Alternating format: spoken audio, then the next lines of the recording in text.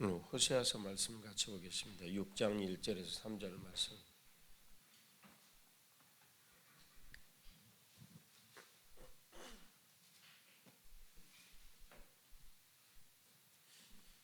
호세아서 6장 1절에서 3절 말씀입니다. 같이 한 목소리로 봉독하겠습니다. 오라 우리가 여호와께로 돌아가자. 여호와께서 우리를 찢으셨으나 도로 낫게 하실 것이요 우리를 치셨으나 싸매어 주실 것임이라. 여호와께서 이틀 후에 우리를 살리시며 셋째 날에 우리를 일으키시리니 우리가 그의 앞에서 설하리라.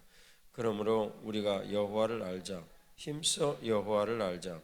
그의 나타나심은 새벽빛같이 어김없나니 비와 같이 땅을 적시는 늦은 비와 같이 우리에게 임하시리라 하니라.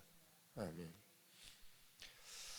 주님께서 이렇게 시대가 참 어렵고 힘든 것을 우리들에게 알게 하시죠.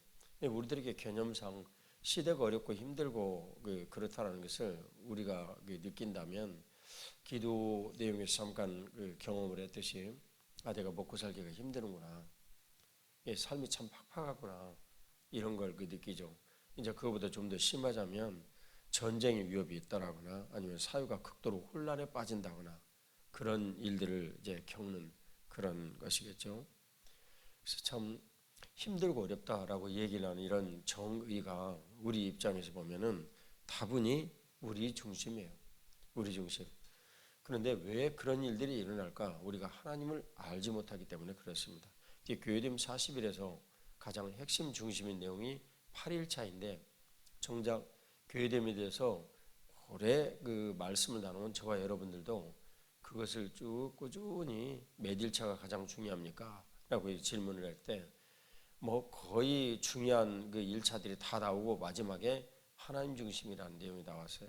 저기 옆에 있는 이지아 집사님 얘기한 내용인데, 근데 그렇듯 우리가 우리 중심으로 생각하는 일들이 매우 익숙하고 내가 교회가 되어서 하나님 주시는 복을 누리고 내가 교회가 되어서 주님 주시는 은혜가 충만하여 누구인가 전하고 이런 일들은 우리들에게 익숙한데 다 맞는 내용이죠. 굉장히 중요하고 하지만 그 모든 일들을 이루기 위한 근본 가치가 무엇 때문에 우리들에게 있는가? 그것은 하나님 중심의 삶을 살기 위해서 우리들에게 있다라는 것입니다. 그래서 그 하나님 중심의 삶을 우리가 살기 위한 이 분명한 패턴이 우리들에게 필요한데 이 일이 시대를 따라서 우리가 이제 삶을 살면서 자꾸 변화를 겪는 거예요. 그것을 여러분들에게 말씀드리죠. 그것은 사사기 세대와 똑같은 일이에요. 힘들고 어려워요. 하나님 앞에 구해요. 들어주세요. 그 다음에 태평성세를 누려요. 그래서 또 타락해요. 또 하나님 앞에 구해요. 이 일이 계속 반복이 되어지는 거예요. 그럼 이 반대에 있는 내용은 어떤 것인가? 신명기서의 구조입니다. 우리가 하나님 앞에 나와요. 그런데 하나님께서 점점 우리가 하나님 곁에 가까이 갈수록 우리들에게 강력한 그분의 영광을 비춰주세요. 그러면 하나님의 거룩하고 놀라운 그 영광에 비춘 내 모습을 보면 죄악들이 아주 자세히 드러나요. 이전에 감춰졌고 몰랐던 죄악들이 더욱더 심각하게 드러나죠. 그런 죄악들에 대해 주님 앞에 더욱더 회개해요. 나는 주님을 원해요. 주님을 갈망하여 찾고 주님 곁에 가기를 원해요. 그럼 주님께서 그 죄를 치료해 주시죠. 치료해 주시면 더욱더 하나님 앞에 감사해서 하나님 앞에 나 자신의 모습을 내려놓고 더욱더 주님 앞에 나아가요. 그럼 주님께서 더욱더 가까이 다가오는 우리에게 더 강력한 하나님의 영광을 비추실 수밖에 없어요. 그러면 내 모든 깊은 곳에 있는 죄악들까지 다 드러나요. 다 드러난 이 죄악 때문에 더욱더 주님 앞에 은혜를 구하고 엎드려요. 그러면 크신 하나님의 십자가의 그 보혈이 나를 전부 다 새롭게 해요. 이것이 신명기서의 말씀을 우리에게 전해주시는 주님의 이게 패턴이에요.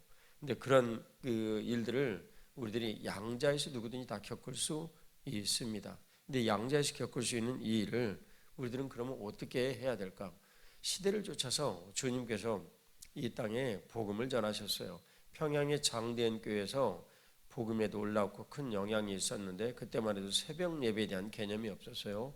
그래서 아침, 점심, 저녁 이렇게 세 번의 집회를 했는데 어느 날 하나님 앞에 깊이 이렇게 기도를 드리면서 이분들이 막 큰 은혜를 받았어요. 저녁 예배 때 근데 이제 집에 돌아가야 되니까 이제 돌아가셔서 끊이지 않는 이 기도 때문에 내일 우리가 만납시다라고 집으로 돌아가도록 했어요. 그런데 집으로 돌아간 이분들이 뭐 잠이 오지를 않는 거예요. 그래서 하나님 앞에 기도드리고 또 모이기를 사모를 내 가지고 새벽에 와서 교회 밖에서 그냥 어슬렁어슬렁 다니면서 웅성웅성 하시는 거예요. 그러니까 이제 선교사님이 이게 웬일이냐 그래가지고 문을 열어줬어요. 그래서 사람들이 새벽에 와가지고 딱 자리에 앉았는데 앉자마자 와서 기도드리고 누가 뭐라고 할 것도 없이 하나님을 높여드리고 찬양하고 기도드리고 막 찬양 소리와 기도 소리가 막 다 섞인 거죠. 그래서 새벽 예배가 시작이 됐습니다. 지금 우리가 드리는 새벽 예배의 위대한 전통이 그런 엄청난 성령 하나님의 은혜와 긍휼 가운데 시작이 됐다는 것을 우리는 절대 잊으면 안 됩니다. 이름하여 새벽 부흥이죠. 새벽 부흥의 거룩한 역사들이 우리 인생을 이렇게 새롭게 바꾸고 보배롭게 이렇게 만들어 주시는 거예요. 하나님 아버지께서 그런 일들로 이 땅에 많은 변혁을 주셨어요. 일제 시대를 지내면서 일제 시대에 대부분의 이제 교회에서 목사들도 장로들도 모두 타락해서 소수의 사람들만 빼어놓고 모두 다 신사참배했어요. 심지어는 어떤 사람들은 한강에서 천황의 이름으로 부산 앞바다에서 천황의 이름으로 세례를 받았어요. 그런 일들이 우리 교회사에 점철이 되어져 있는 부끄러운 과오예요. 내용은요, 위로부터 주어진 이 권세에 대해서 복종하라 라는 이 말씀을 가지고 자신의 변명을 삼았어요. 오늘날에도 만일 그런 신사참배에 대한 문제가 우리 현실에게 닥치면 어떻게 되어질까? 저는요, 여러분들 앞에 참 부끄럽지만 이 일에 대해서 과거에 질문을 받았어요. 주님으로부터 기도를 드리는데 우연히 주님께서 내 마음에 그런 생각을 집어넣어 주셨어요. 나는 어떻게 할 수 있을까? 주님 앞에 솔직하게 말씀드렸어요.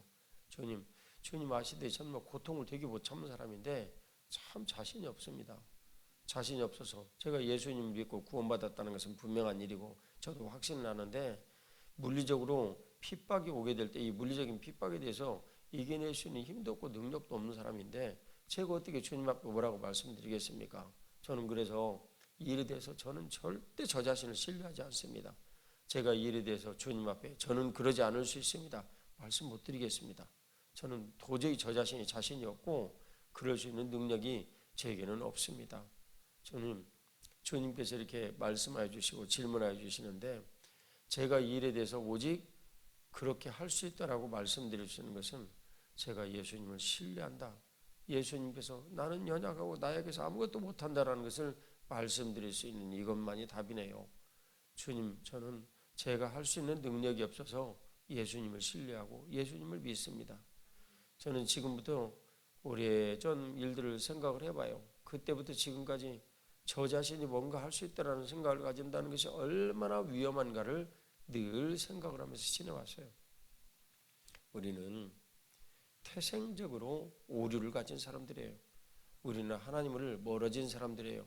태생적으로 멀어졌고 오류를 가진 그런 사람들인데 우리가 어떻게 우리 힘으로 무엇인가를 할 수 있다라는 의도와 뜻을 갖겠어요. 나중에 들어보니까 참 제게 주님께서 위로를 주신 것은 신사참배를 그 당시에 했던 사람들은 대부분 목회자들, 장로, 성도 대부분 사람들이 이제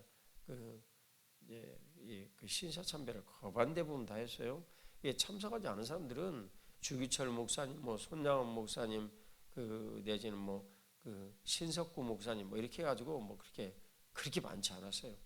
성도들 가운데도 참 숫자로 보면 많은 분들이 참석을 했지만 전체 조선의 인구 가운데서 예수님 믿는 사람 그 퍼센트 중에 몇 퍼센트가 신사참배를 하지 않았느냐?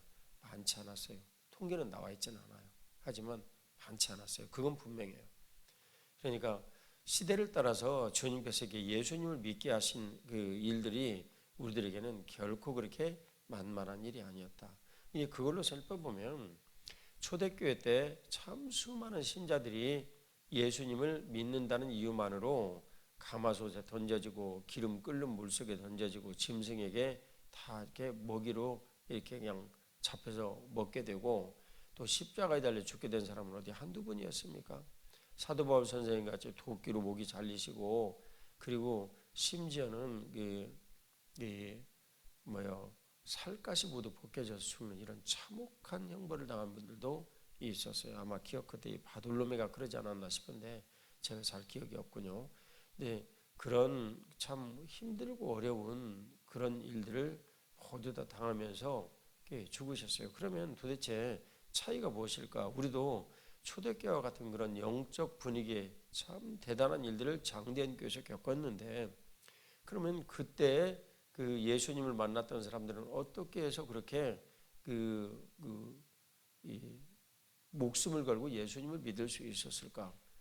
우리나라의 그 대부분의 교회들이 다 신사참배를 하고 하나님 앞에 이렇게 무력하게 무너지는 이런 일들을 우리들도 보았는데 복음의 크고 놀라운 일들이 이렇게 확대되면서 그런 일들이 참 우리나라에도 있었는데 왜 그게 그때는 그랬고 지금은 또 이랬을까?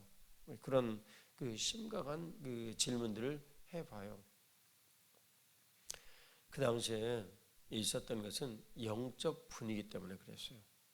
성령 하나님께서 그 모든 회중들을 다 묶고 있는 영적 분위기가 있었는데 그 영적 분위기가 그들을 사로잡았을 때 그들은 그 성령 하나님의 인도하심 아래서 예수 그리스도를 믿는 믿음으로 똘똘 뭉쳐서 하나가 되었어요.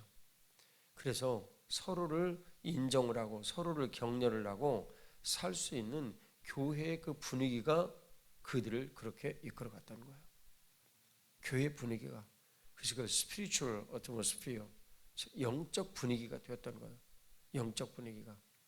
그러면 오늘날 그 영적 분위기가 되어지는 일들을 작은 시작이지만 작은 일에 충성한 사람 주님께서 큰 일을 맡겨주시잖아요. 우리가 익히 보았던 내용인데 근데 그 영적 분위기가 어떤 사람에게 이렇게 되어지느냐 교회에서 뭔가 이렇게 얘기를 할 때 요즘으로 얘기를 하면 톡톡클럽 하는 우리 젊은 집사님들이 아이들을 데리고 일을 할 때 교회 분위기가 그냥 이러하니까 그 교회 분위기에 대한 이 일들을 그대로 받아들여서 내가 수치스럽고 부끄러운 이런 모든 것들을 다 그냥 없애버릴 수 있는 사람 그런 사람들이 그런 영적 분위기를 타는 사람들이에요. 참 복된 일이죠. 참 복된 일이에요. 이제 어제도 또 그제도 우리 그 집사님들 나오셔서 4층에서 열심히 일을 하셨어요. 물론 그 일이 엄청난 일이거나 그런 일들이라고 얘기는 할 수는 없지만은 교회 안에서 이렇게 모여지는 영적 그 분위기 서로 모여서 즐겁고 기쁘고 그래서 제가 김상원 집사님한테 장로님한테 물어봤더니 김상원 집사님 와서 집사님들 열심히 일하는데 점심밥 먹고 다 보냈대. 왜 이러는가 그랬더니 하도 시끄럽게 얘기를 해가지고 골치 아파가지고 보냈다고. 그래갖고 장로님한테 김상원 집사 엄청 혼났어요. 그게 우리의 즐거움이고 기쁨이고 그런 일인데 그렇다고 얘기를 하면 김상원 집사를 여러분들이 쫓아내버려야지. 왜 반대로 여러분들이 집에 가셨냐고. 혹시 그렇게 얘기를 하면 김상원 집사 쫓아내버리세요. 그리고 여러분들이 다 해. 그냥 여러분들이 다. 네, 주님께서 베풀어 주신 그 영적 분위기와 그 기쁨 일들은 절대 쉽게 어느 날 하루아침에 만들어지지 않습니다. 그게 에베소서 4장 16절이에요.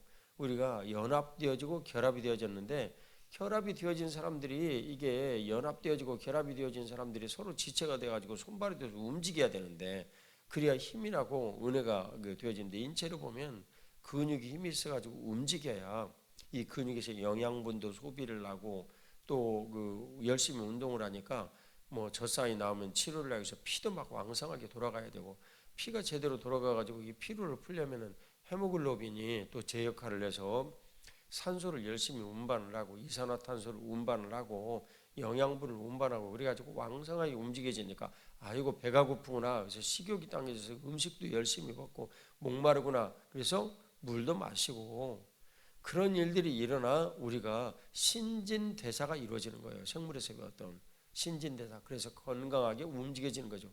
여러분 교회도 마찬가지란 말이에요. 교회는 어떻게 돼서 그 신진대사가 이루어집니까? 예수님 머리이시고 우리는 그분의 몸이고요. 그래서 신진대사가 이루어지도록 모두 되어 있어요. 이게 지금 여러분들이 들은 내용이 무엇이냐면 수평적 사고예요. 수평적 사고. 그러니까 교회를 우리들이 만일 깨닫고 알게 되어진다. 그러면 그 내용이 인체의 모든 내용이고요. 인체의 모든 내용이고, 그리고 교회와 인체에 대한 이런 내용들을 가지고 설명을 하면 우리는 곧바로 이거 예수님에 대한 내용이구나 라는 걸 알 수가 있죠. 그래서 우리가 주님을 알기 위해서 삶의 모든 패턴에 가장 큰 정답이 어디 있는가? 우리가 예수 그리스도를 알기 위한 이 성경의 말씀에 있는데요. 이 성경 말씀에 대한 신뢰를 여러분들이 보려면 어디를 보면 됩니까? 성경 말씀의 신뢰를 가장 가까이에서 볼 수 있는 사례는 어디에 나타나 있습니까? 교회에 나타나 있죠. 근데 교회에 나타나 있는 일이 말씀으로 나타나 있는데 그 신뢰를 여러분들이 가장 가까이서 보려면 여러분과 저의 몸이에요. 몸. 이 몸이에요. 주님께서 이 몸을 성전 삼으셨다고 그랬거든요. 괜히 성전 삼으셨겠어요? 성전 삼으실만 하니까 성전 삼으신 거죠. 이스라엘이 거룩한 그 영향력을 성전을 통해서 시온산 위에 성전을 지으시고 그 땅에 가나안 땅의 영역에 그분의 영향력을 말씀하셨어요. 그래서 그 영향력에 이루어지는 모든 일들을 주님께서 거기에서 높임을 받으시고 찬양 가운데 임하셔서 하나님의 거룩하신 약속의 말씀을 발등상 삼아 이스라엘을 통치하신다. 그 통치하시는 이런 일들의 가장 그 제도적인 그 큰 입장이 제사장, 선지자, 왕 이랬더라. 그래서 이 왕에게 통치를 위임을 해가지고 제사장이 기름을 붓고 그 땅을 통치하게 하셨더라. 이 내용이 그 시온산 위에 성전의 통치의 이 역사의 내용이에요. 근데 김정림 지사님 정말 피곤하시구나. 어떻게 한다냐. 힘내셔. 근데 주님께서 그런 그 통치의 일들을 말씀하시고 우리를 성전 삼으신 거예요. 그러니까 우리 몸에서 일어나는 이 메커니즘이 움직여지는 이런 메커니즘이 어디를 보면 그 물리적으로 알 수가 있겠습니까? 시온산 위에 있는 성전에서 움직여지는 모든 일들을 보면 우리 몸에서 일어나는 메커니즘 다 알 수 있어요. 그러니까 그 그리스도인 과학자가 연구를 할 때 이 성전에 관한 이런 내용들을 보면 어떻게 내 몸에서 그런 일들이 오가는가 다 연구하고 알 수가 있다. 그 말이죠. 그러니까 그 제가 저 뒤에 나와 있는 그 주상 형제한테 설명을 하는데 나는 너무너무 쉬워. 근데 이 일들을 제가 사람들에게 쭉 얘기를 하면서 보니까 주상 형제는 사람이 단순해. 아주 단순해. 복잡하지 않아. 뭐 긴 설명도 필요가 없어. 그렇군요. 예, 알겠습니다. 그게 답이야. 그 이 양반이 뭔 생각을 내가 때로는 좀 하고 있나 이런 생각을 하기도 할 만큼 단순해요. 그러니까 받아들이기가 굉장히 편해. 내가 설명하기도 편하고 그래서 아주 쉬워요. 이제 그런 그 일들을 이제 누리고 듣고 깨닫고 이제 그러는 것이죠. 암에 대한 정의, 장반이 연구를 하는 것인데 암이니까 암에 대한 정의 설명하기 너무너무 편해. 제가 맨 처음에 그 LA에서 만났을 때 그 주상 형제로부터 암에 대한 설명을 들었어요. 설명을 쭉 듣다 보니까 어떤 놈하고 영 비슷하더라고. 누구겠어요, 당연히. 예, 원수마귀하고 너무 똑같더라고 성향이. 그러니 내가 설명하기가 얼마나 편해. 나는 원수마귀를 아는 그 여러 전문가 중에 한 명인데 그 설명을 쭉 하기가 너무너무 편하죠. 설명은. 근데 인체와 성전에 관한 이런 내용들을 가지고 설명하는 거, 또 그 인체의 확대판으로 교회에 대해서 설명하는 거 너무너무 쉬워. 답이 우리 안에 있어요. 우리 안에. 우리 안에. 이걸 수평적 사고다라고 이렇게 부릅니다. 이게 제가 아미 사역을 하면서 사람들한테 그것을 전하는 것도 그렇고 또 아이들에게 주말 캠프를 하면서 전하는 것도 그래요.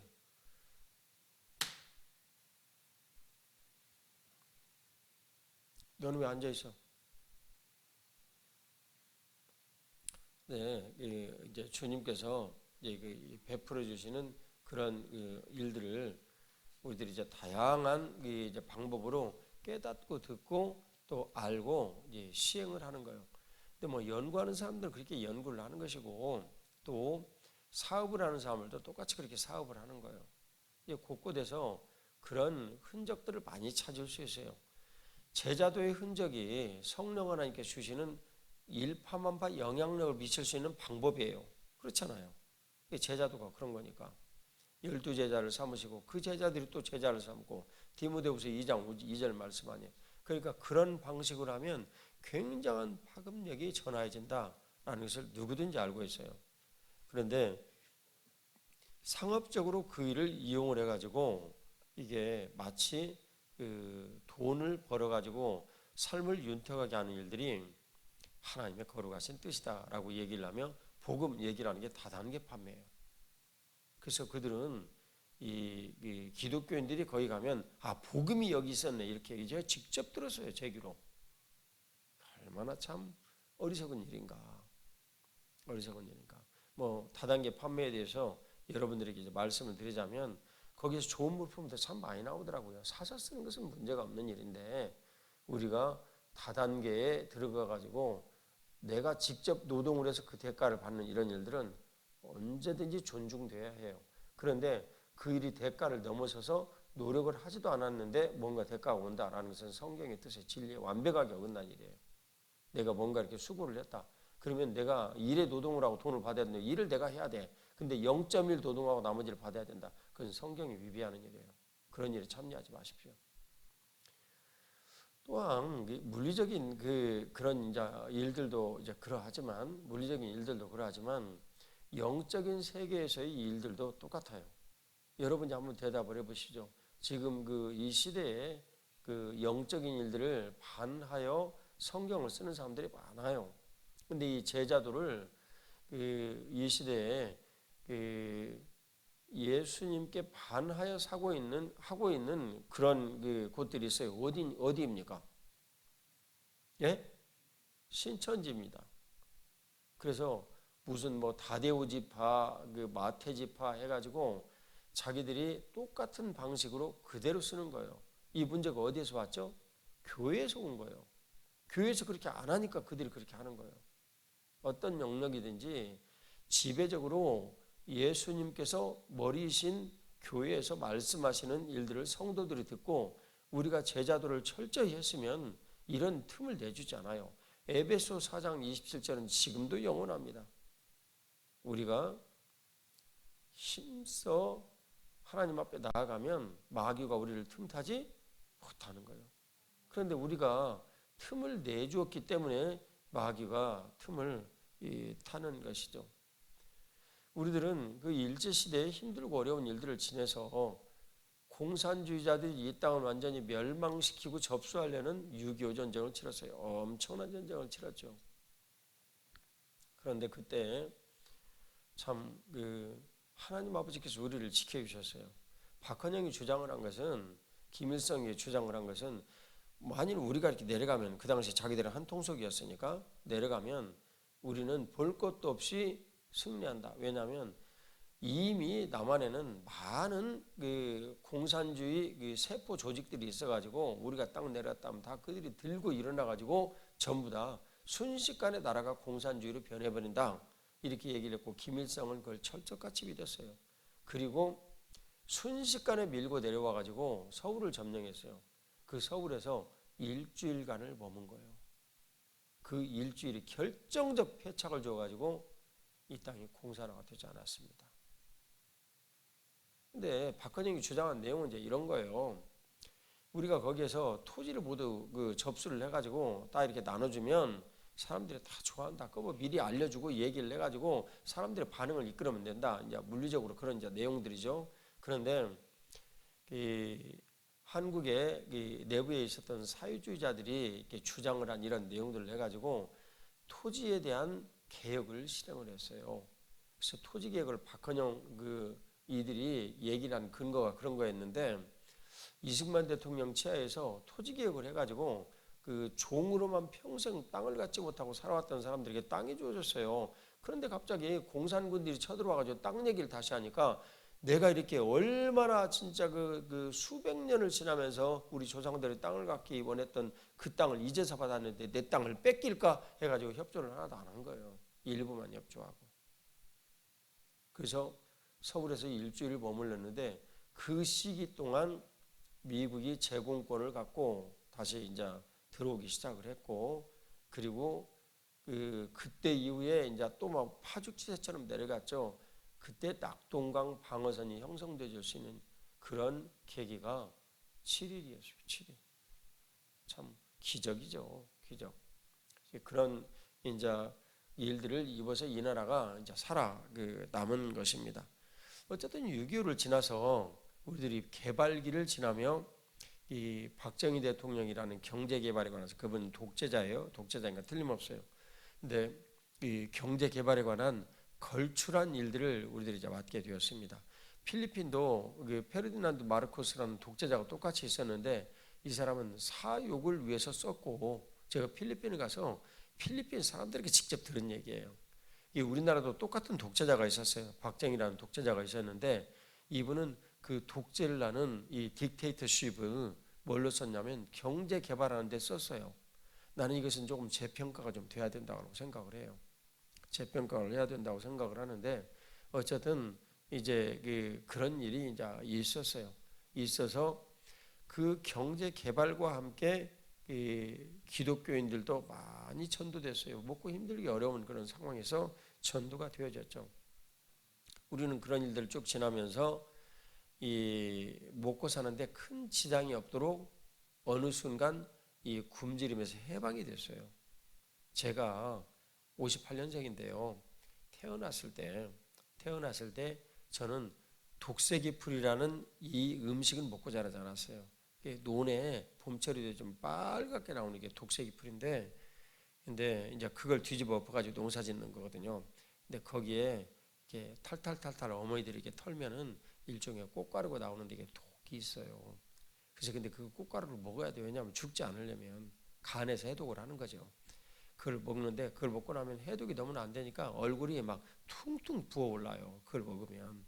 그 다음에 돈 있는 사람들이 그나마 음식을 가지고 만들었던 그 술찌꺼기, 이 술찌꺼기를 먹고 내 친구들 낮에도 얼굴이 막 빨개져 갖고 막 비틀비틀하고 걸어다니는 있는 애들이 제가 어렸을 때도 있었어요. 저는 참고로 먹어보지는 못했어요. 그 어려웠던 시절에 우리 어머니들이 나를 좀 살려주세요 하고 하나님 앞에 엎드려서 살았던 그 일이 오늘날 우리를 만든 거예요. 이제 먹고 살게 되어졌죠. 그러니까 물리적으로 우리가 이제는 하나님 앞에 엎드려서 주님 나 살려주세요 할 수 있는 피부에 와닿는 기도를 하지 못하게 된 거예요, 여러분. 그러면 우리가 하나님의 거룩하시는 대로 피부에 와닿도록 우리를 살려주신 근거는 무엇일까요? 이제 그것은 체제가 너무나도 우리를 보장하였다면 그 보장이 어쩔 수 없이 우리가 타락해서 보장이 흔들리는 거예요. 먹고 살 수 있는 길들이 이제 열렸으니까. 그 다음 정신적인 갈등이 심한 거예요. 먹고 살기는 편해졌는데 정신적인 갈등은 심한 거예요. 그래서 한강변에 있는 좋은 아파트에서 해가지고 유유히 흘러가는 강물을 보면서 인생은 허무하다 하고 아파트에서 떨어지는 거죠. 근데 과거에는요, 인생은 허무하다라고 얘기를 할 수 있는 그런 근본 시각 자체가 불가능했어요. 왜냐하면 내 눈앞에서 애들이 지금 먹을 것이 없는데 내가 어디 그런 한가한 생각을 할 수가 있어요. 그러니까 부지런히 가가지고 막 나물 캐가지고 시장 바구니 한쪽 옆에 앉아서 팔고 양발 몇 컬레 가지고 팔고 거기서 돈 조금 나오면 그거 가지고 먹고 살고 그러는데도 시간이 부족했어요. 그러는데도 그래서 자살하는 사람들 요즘에다 비하면 형편없이 적었어요. 그런데 이제는 그런 갈등들이 모두 이제 오가죠. 시대는 항상 이렇듯 변해왔습니다. 그럼 이 변해온 이런 시대 가운데서 오늘날도 이 변화는 여전한데 거기에서 주님께서 우리를 살리시려면 어떻게 해야 되느냐? 영적 분위기가 있다고요. 호세아서 6장 1절은 우리들에게 말씀해요. 오라 우리가 여호와께로 돌아가자. 여호와께로 돌아가자. 기독교인들이 시대를 바라보는 눈을 가지면서 그 시대를 살리려면 우리가 여호와 하나님께 돌아가야 됩니다. 왜냐하면 머리이신 예수님께서 이 세상의 모든 헤게모니를 다 잡으셨는데 주님께서 이 세상에 주님의 그 공의를 펼치셔서 이 세상이 복되고 평화롭게 갈 수 있는 길들을 유일하게 펼칠 수 있는 곳은 어디입니까? 교회입니다. 교회를 통해서 그 일을 펼치는 거예요. 그래서 교회가 모두 다 공교회가 되어서 온 세상에 유일하신 하나님의 이 법적 공교회가 하나가 딱 되어지면 그 일을 통해 세상에 평화를 펼치시는데 이제는 죄가 온 세상에 너무너무 관영하게 퍼져서 이제 그런 일들을 할 수가 없는 상태가 이르러 버린 거예요. 하나님의 이 공의를 은혜로 펼치실 수가 없는 이런 상태가 되어져 버린 것이 지금 코로나 사태예요. 코로나 사태예요. 이제는요, 국지적인 죄의 영향력을 넘어서서 온 세상으로 죄의 영향력이 흘러갈 수밖에 없는 거예요. 이게 수평적 사고예요. 이해가십니까?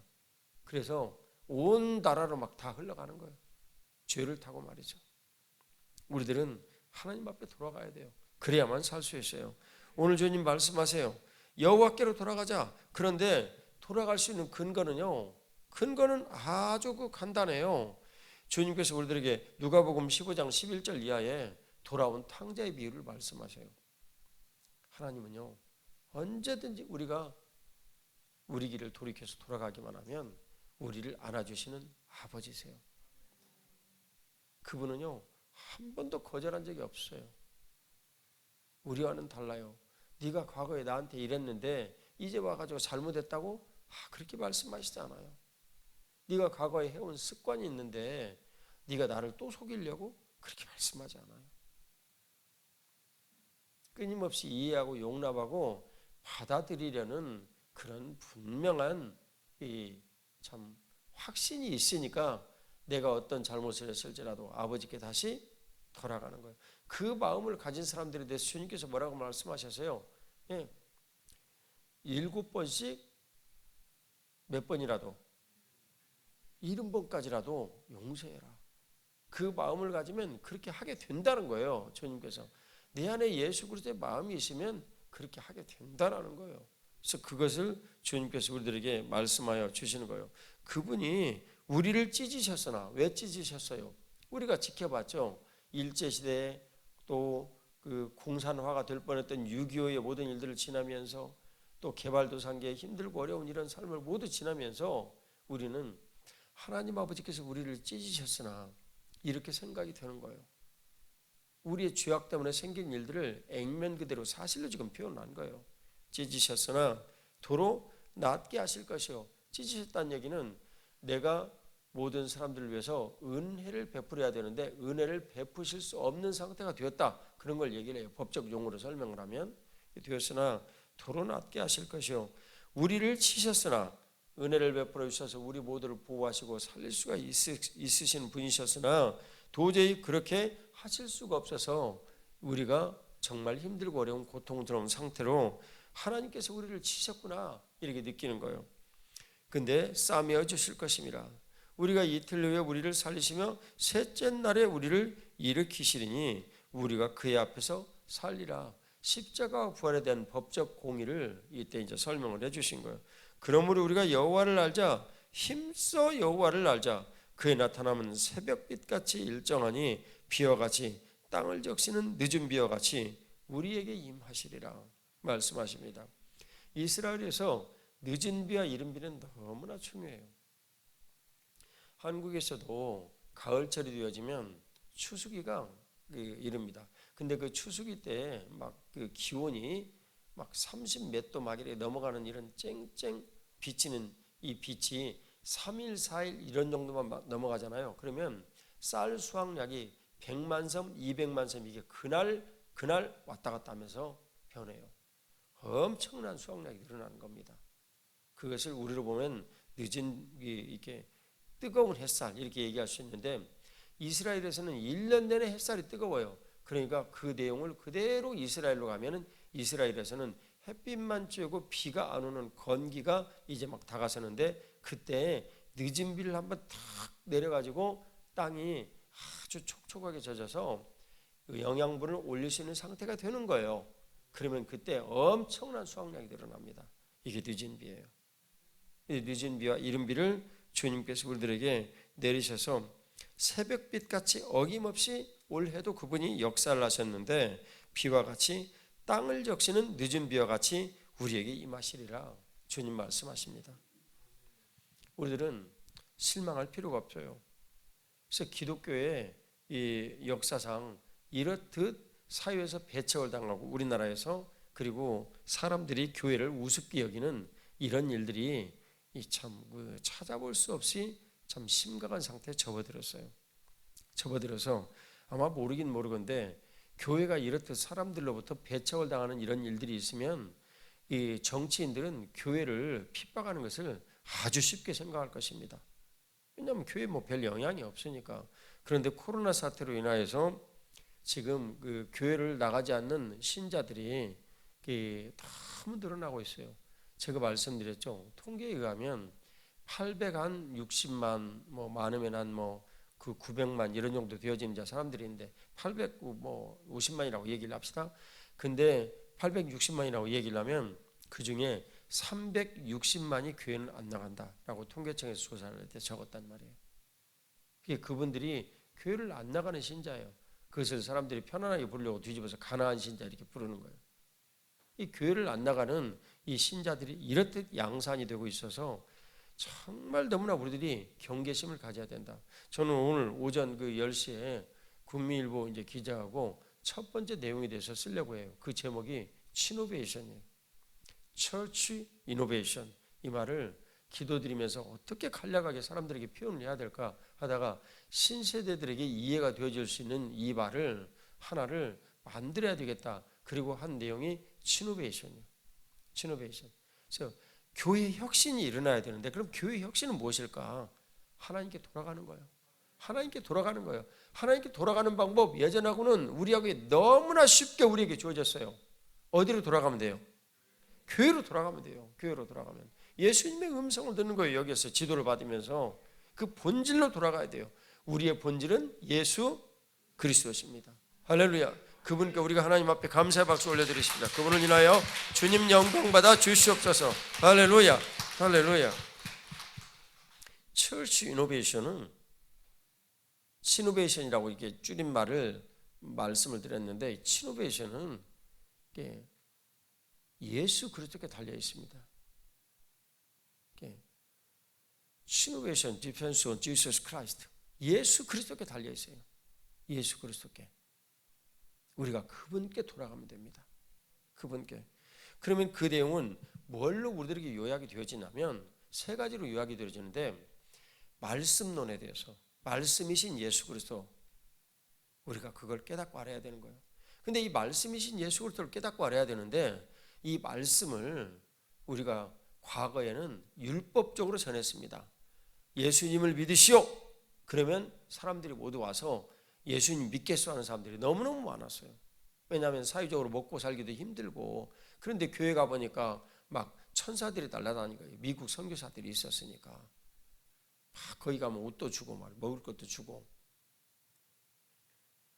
야 그렇구나 예수님 믿으면 저렇게 잘 되는구나 라고 사람들이 깨달았어요. 누가 가르쳐주지 않아도 저절로 깨달았어요. 알고 그리고 교회로 왔죠. 그런데요 이제 먹고 사는 문제들이 다 해결됐어요. 우리가 다 지금 들은 바예요. 그들은 먹고 사는 문제들을 가지고 예수님 만나려는 의도가 마음에 있겠어요? 없겠어요? 없어요, 여러분. 소수의 사람들만 있는 것이지. 없어요. 그리고 새로운 세대가 자라났어요. 얼마 전에 아베가 한국에 아주 계획적인 보복을 했어요. 계획적인 보복을 했는데 그 내용이 여러분들 알다시피 연구를 거듭해 가지고 한국의 핵심 성장 내용인 반도체를 이 자신들이 어떻게든지 뒤집어 엎어야 되겠다. 그래서 미국하고 일본하고 결탁을 해서 한국을 뒤집어 엎어야 되겠다라는 이런 계획하에 진행되어진 치밀한 계획이었어요. 트럼프는요, 오케이 하고 받아들이죠. 안 받아들일 이유가 없지. 지금은 그런 내용들이 모두 다 상당히 희석이 됐어요. 왜냐하면 그게 별로 상당 부분 효과가 좀 안 좋다라는 것이 입증이 됐기 때문이기도 해요. 근데 그런 입증이 된 여러 요인들 중에 하나가 한국인들이 일본 관광 엄청나게 갔거든요. 뭐 그렇게 매력적으로 해외여행하기가 일본을 제외하면 이렇게 쉽지가 않아요. 대만도 일본처럼 관광이 편하게 잘 되도록 되어 있지 않아요. 관광 자원 일본만큼 풍부하지도 않고, 그리고 중국은 가기가 조금 걱정스럽고 여러 가지로 환경이 공산당 치하에 있기 때문에 가면은요 음습한 분위기가 있어요. 그러니까 뭐 장제나 뭐 이런 이제 몇몇 군데 외에는 이 중국은 아주 뭐 활성화되어 있지는 않아요. 이제 그쪽에 갔는데 그 여행객들이 안 오면은요, 특히 저기 뭐 오이타, 베푸, 그다음 뭐 삿포로 이런 데는 지역 경제가 심각한 영향을 받거든요. 한국 관광객들이 안 가면 그래요. 스시마섬 이런 데는 뭐 영향이 아주 심해요. 근데 아베는 알고 있었던 거예요. 어떻게 해요? 그 밑에 있는 사람들이 치밀하게 연구를 하죠. 한국은 냄비 근성이 있어서 빠르르 끓었다가 조금 있으면 없어진다. 한 달 정도 될 거야. 아베는 그거 믿었던 거예요. 그리고 아주 치명적인 내용들을 얘기를 했죠. 예를 뭐 불화수소, 에칭가스 뭐 이제 이런 것들 얘기를 이제 다 하면서 폴리레미네이드 장로님 그 뭐예요? 폴리 뭐예요 그게? 잊어버리셨구나. 예. 하여튼 뭐 그런 몇 가지를 얘기를 한 거예요. 근데 우리 정말 그때 너무너무 놀랐죠. 왜냐하면 그런 엄청난 영향력을 눈앞에 보고 놀라지 않을 사람들이 누가 있어요. 한국의 세수가 약 25%가 삼성에서 나오는데 그 삼성에서 나오는 세수의 25% 중에 거반 상당수가 삼성전자 한 군데서 나왔단 말이에요. 근데 이 일을 딱 깨닫고 한국의 경제에 대한 치명타를 가하려고 이제 이 일을 시작을 한 거예요. 방법은요, 6개월 정도만 만일 예를 들면 뭐 고순도 불화수소 공급을 안 해줘가지고 삼성전자가 그 차세대 너머의 연구를 못 해요. 그런 거 하려면 진짜 고순도의 불화수소가 필요하거든요. 그러면은요, 6개월 이 기간에 미국에 있는 마이크론이 엘피다가 일본에 있었는데 이 엘피다를 마이크론이 샀거든요. 그래가지고 양자 회사가 다 이제 서로 한국이 이 타도 할 대상이에요. 넘어가요. 근데 제가 그 당시 기사를 읽어보니까 마이크론의 연구 인력이 삼성전자의 고박이 3배예요. 근데 삼성전자보다 결코 뒤지지 않아요. 뛰어난 인재들이 세계에서 미국으로 다 몰려들기 때문에. 그러면요, 뒤지는 거예요. 근데 그 일이 다양한 방법에 의해서 참 그렇게 효과적으로 되지를 못하고 그들 입장에서 보면 뭐 극복할 수 있는 요인들이 막 생기고 그러니까 여러 방식으로 이러다가는 일본에서는 우리도 안 좋겠다. 많이 팔아먹었는데 그래서 희석이 되어진 것이 지금 모습이에요. 근데 어떻게 됐어요? 제가 왜 이 말씀을 드리냐면 아베가 한 가지 착각을 했는데 한국에 신세대가 자라났다는 걸 몰랐던 거예요. 어제 말씀드렸죠. 회어라고 얘기를 했죠. 엘리베이터 속에서 전무님한테 인사 안 해요. 그리고 사무실 딱 들어가면 전무님 안녕하세요. 거기서 인사한다고. 이 신세대가 자라났다는 걸 몰랐던 거예요. 그러니까 뭐 끊임없이 이어지죠. 그리고 그 이후에 물론 코로나 사태가 있어가지고 지금 뭐 갈 수도 없지만은 그런 일들이 이제 이루어진 거예요. 내용은요. 하나님의 거룩하신 약속의 말씀을 논리적으로 설명을 해가지고 납득이 되어야만 믿는 세대가 이 땅에 자라났는데 우리가 그걸 무시한 거예요. 이게 말씀론의 최고의 문제예요. 말씀론에. 그러면 최장로님 이 자리를 교회가 안 하니까 치고 들어온 이단이 누구예요? 신천지. 그 다음에 하나님의 교회예요. 하나님의 교회는 더 치열합니다, 여러분. 여러분들이 잘 모르시지만. 그래도 하나님의 교회는 스파이를 보내거나 뭐 이런 짓을 좀 자제하는 사람들이에요. 그래서 신천지가 우리가 뭐 분노의 대상이지만 실제로 정말 내면이 아주 막 굳건하게 막 형성이 되어가지고 공격을 하는 무리가 하나님의 교회입니다. 우리들은 잘 모르고 있죠. 이 두 군데서 교회를 아주 무너뜨리려고 막 발군의 애를 쓰고 있습니다. 제 아내가 있는 집 근처에 미장원의 아주머니도 하나님의 교회에 빠진 사람이거든요. 한 아주머니는 빠지기 직전이고 제 아내가 막 부지런히 뭘 막 갖다 주는 거예요. 그러니까 빠지기 직전에 아주머니는 저 안 속아요. 근데 내가 고객을 무시할 수는 없잖아요. 이제 이러는 거예요. 참 무서운 영향력이 이제 지금 우리들 눈앞에 이렇게 있는 거예요. 왜 그러냐면 말씀을 체계적으로 가르치려는 이런 일들을 한국교회에서 노력을 안 한 거예요. 어떻게 해요? 전부 다 학교에서 강의를 하는 식으로 이렇게 이제 가르친 거예요. 성경 공부 열심히 했거든요. 모두 다 그동안 안 한 게 아니라. 근데 그렇게 했던 거예요.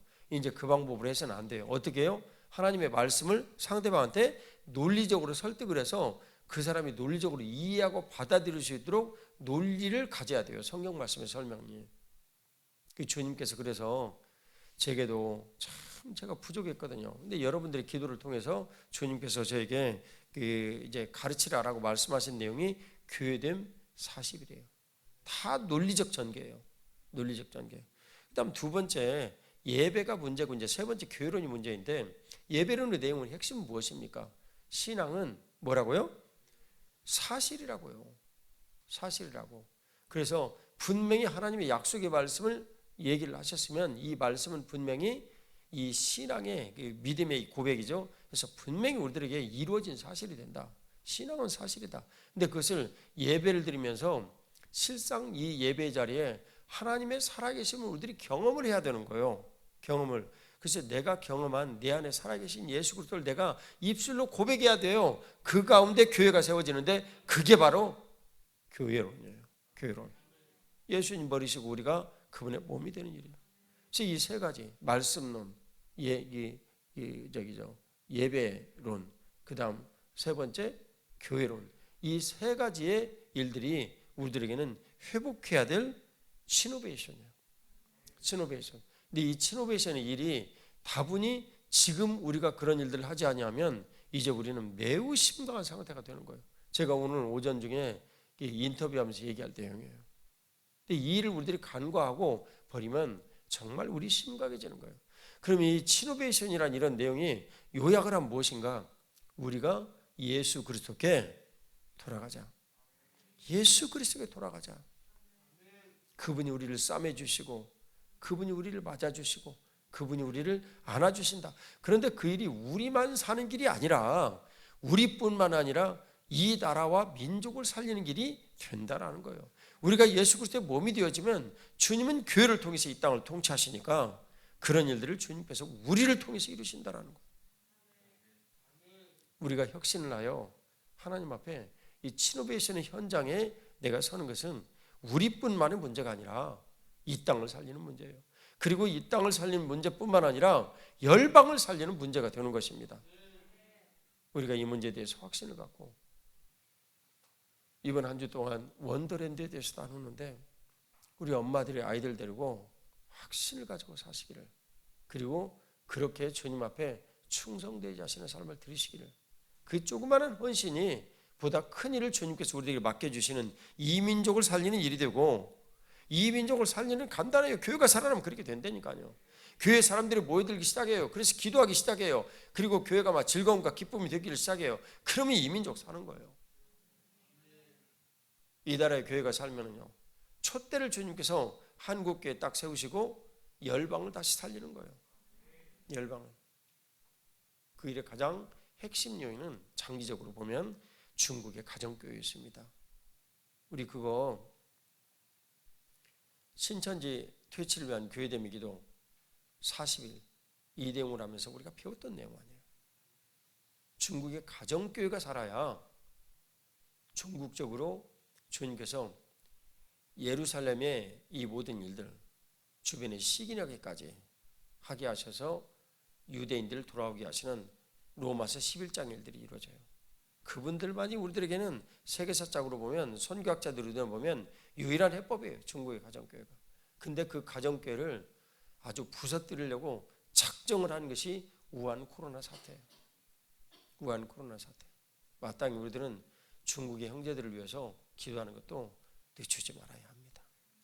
오늘 주님의 거룩하신 은총이 여러분들과 같이 하시고, 이 말씀론과 예배론과 교회론의 이 생명력이 우리 주님께서 우리에게 부어주시는 은혜로 우리 가운데서 먼저 살아나고, 그리고 누군가에게 같이 일을 나눌 수 있기를 주 예수 그리스도의 이름으로 축복합니다. 기도드리겠습니다. 하나님 아버지, 사랑하는 하나님 아버지, 오늘도 은혜를 베풀어 주시고 자비를 베풀어 주셔서 시노베이션의 이 현장인 교회에서 아버지여, 오늘도 주님께서 베풀어 주시는 은혜로 교회가 혁신되어질 수 있도록 은혜를 베풀어 주시옵소서.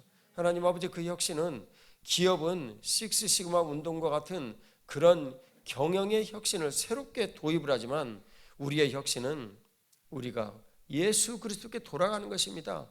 본질로 돌아가는 것입니다. 그 혁신을 우리 가운데 참 이루셔서 주님, 그 일이 말씀론에서 이루어지고 예배론에서 이루어지고 또 교회론에서 이루어져서 하나님, 이 나라의 모든 교회가 시노베이션을 모두 이루게 하시고 본질이신 우리 주 예수 그리스도께 돌아가서 하나님 중심의 복되고 놀라운 역사가 교회들마다 나타나게 하여 주옵소서. 주님, 코로나 바이러스 사태로 이 나라에 일어난 이 모든 일들은 우리가 오히려 시노베이션을 할 수 있는 기회를 맞게 된 일입니다. 주님, 이 소중하고 복된 기회를 저희들이 보다 믿음으로 맞게 하시고, 그리고 오늘 이 인터뷰를 통해서 주님께서 행하실 일들을 기대합니다. 영광과 존귀를 홀로 받아 주시옵소서. 오늘 주님의 크신 은총이 내내 같이 하시며 영광을 받아 주실 것을 믿사옵고 부활의 구세주 예수님 이름으로 기도 올리옵나이다. 아멘. 기도드리겠습니다.